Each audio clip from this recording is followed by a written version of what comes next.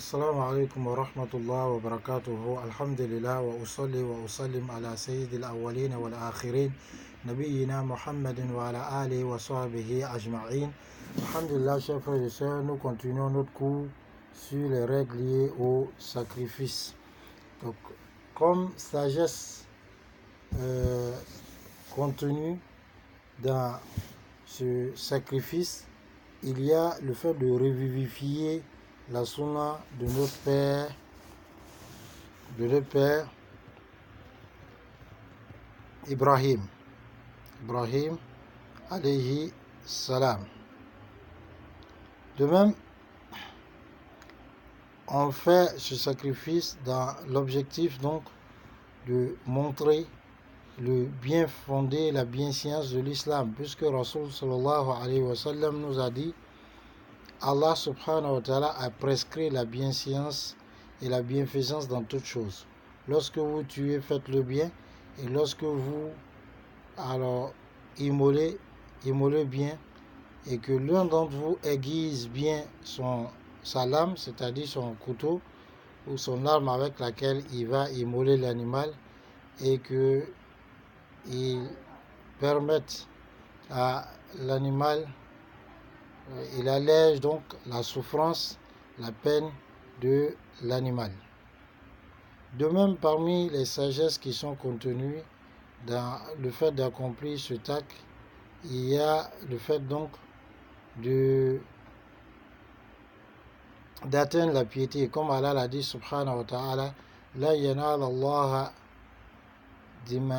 luhumuha wala dima'uha walakin yanaluhu taqwa minkum.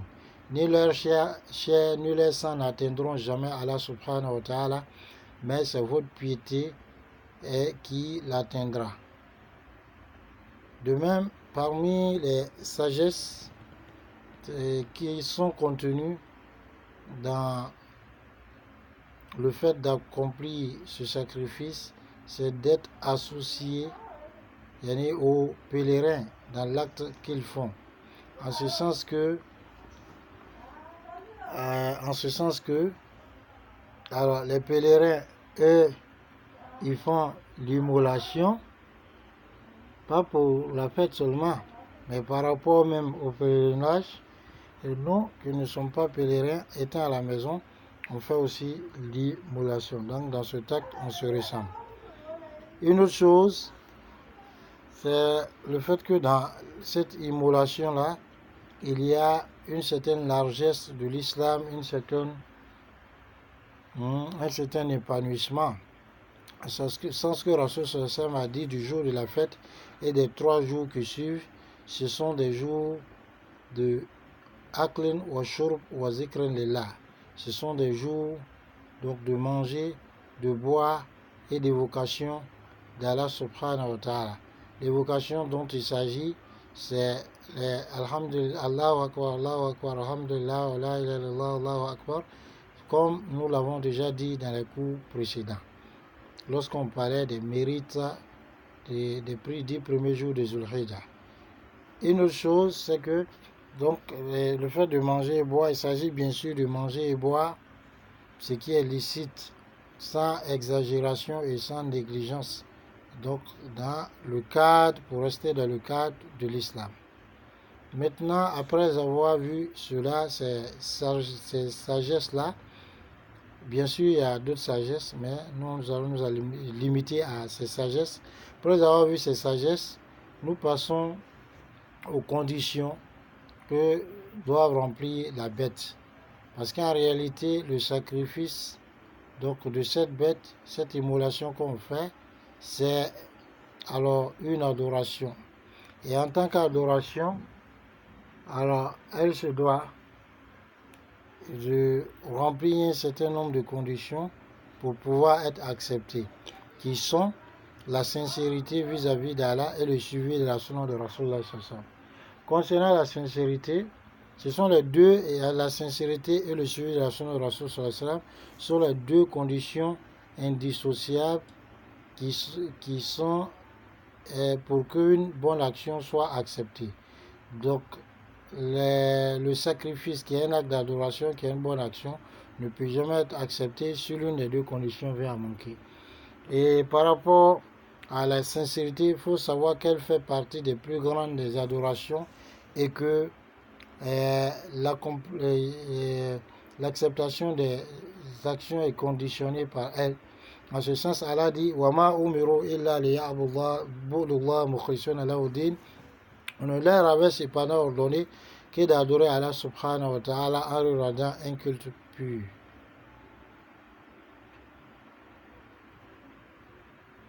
Et de même, l'imam Nasa'i a dit que Abu Umama al-Bahili a dit qu'un homme est venu à Rasulullah sallallahu alayhi wa sallam et il a dit ô messager d'Allah, vois-tu ou que dis-tu de quelqu'un qui sort pour le combat pour la cause d'Allah et qui veut la récompense et l'évocation, c'est-à-dire il veut la récompense auprès d'Allah et aussi les honneurs des hommes. Rasulullah sallallahu alayhi wa sallam, il n'a rien.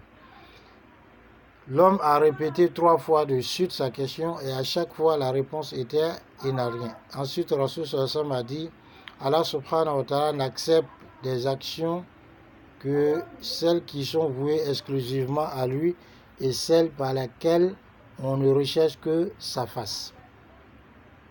Quant au suivi de la sunna de Rasul sallallahu alayhi wa sallam, il s'agit donc de voir les principes, les conditions, alors les restrictions que l'on doit observer pour que notre sacrifice réponde à ce que Rasulullah sallallahu alayhi wa sallam a recommandé,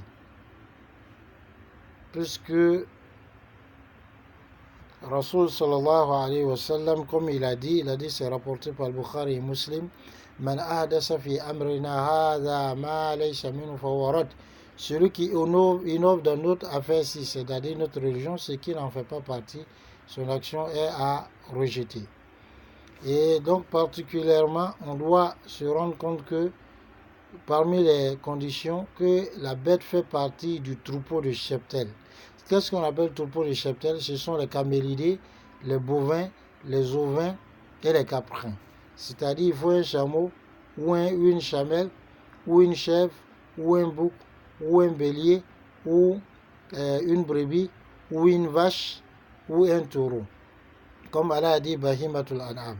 Donc si quelqu'un vient faire sacrifice d'un cheval qui coûte 1 million, alors qu'un autre achète une chèvre à 15 000, celui qui a donné la chèvre à 15 000, c'est son sacrifice là qui est accepté pour ce qui concerne le sacrifice de la fête. Quant à l'autre, il sort du cadre réglementaire, du cadre juridique. Et on dit cela parce que des gens qui font des fatwas, donc induisent souvent la masse en erreur en leur faisant croire que on peut même immoler un poulet, et ce qui est faux. La deuxième des choses, c'est qu'on doit s'arranger à contrôler l'âge de l'animal. Et Rasulullah sallallahu alayhi wa sallam, comme il a dit dans le hadith rapporté par Abu Daoud et autres, que ce hadith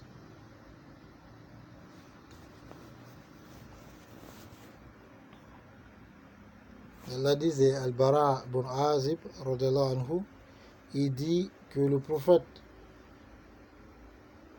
sallallahu alayhi wa sallam s'est levé parmi nous et il a dit,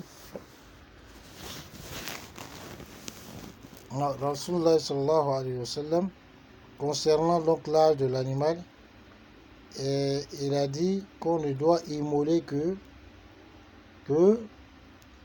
une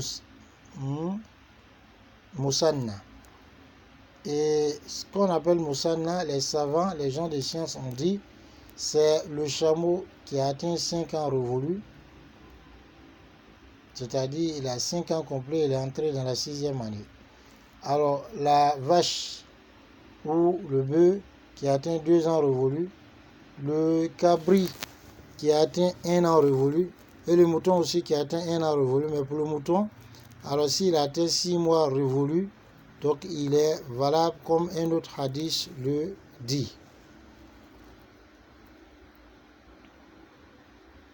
Comme un autre hadith le dit. Alors,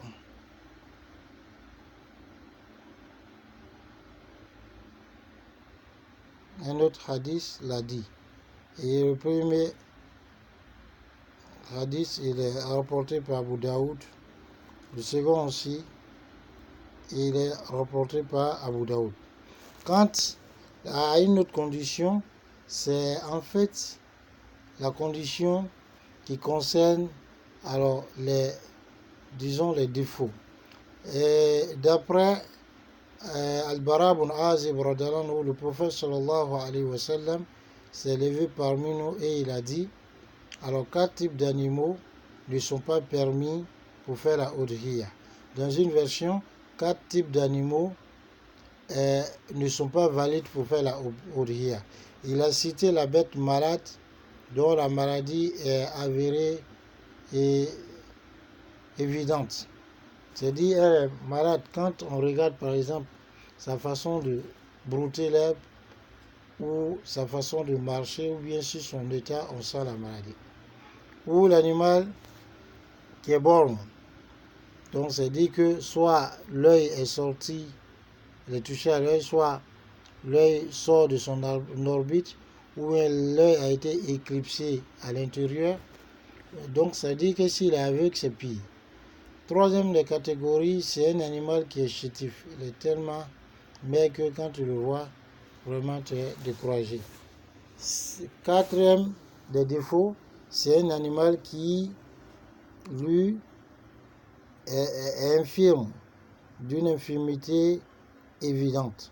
Comme un animal, par exemple, qui a la patte cassée, à telle enseigne que cela l'empêche de rejoindre les autres animaux du troupeau et il est en retard par rapport à eux à cause de son infirmité.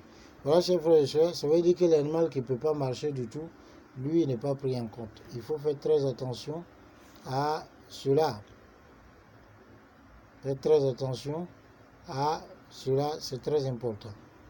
Une autre chose, c'est le temps réglementaire durant lequel on doit, ou l'intervalle de temps dans lequel l'immolation se fait.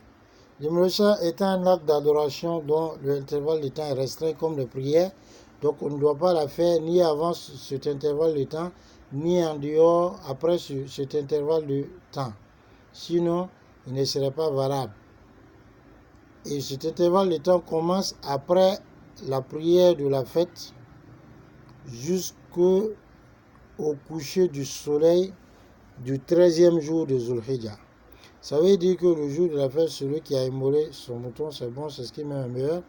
Mais celui qui n'a pas pu avoir sa bête pour l'immoler, donc lui peut l'immoler le lendemain de la fête, c'est-à-dire le 11e jour de Zulhijjah, ou le surlendemain, le 12e, ou le jour encore qui suit le 13e jour, mais s'arranger avant le coucher du soleil. Dès que le soleil est couché, ce 13e jour, il n'est plus possible donc de faire l'immolation et ça ne sera pas accepté.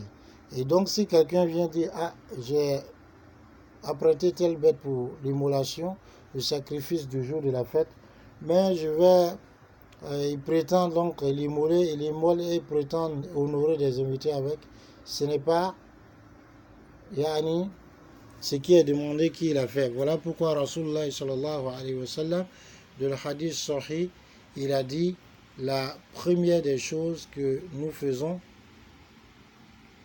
en ce jour-ci, c'est-à-dire le jour de la fête, c'est que nous partons, nous faisons la prière, ensuite nous venons immoler. Celui qui a agi ainsi a atteint la sunna notre sunna et il a atteint la sunna des musulmans. Quant à celui qui va immoler, c'est-à-dire après, celui-là, alors, n'a pas atteint la sunna. Dans un autre hadith, il a dit que celui qui immole, c'est-à-dire avant la prière, c'est de la viande. Donc il donne à sa famille, mais cela ne concerne en rien ou cela n'est en rien du rituel. Et donc on doit comprendre cela. Une autre chose, c'est que l'animal à immoler, on doit pouvoir le posséder. On doit pouvoir le posséder. car nous accorde la bonne compréhension. On va détailler ça dans notre vidéo.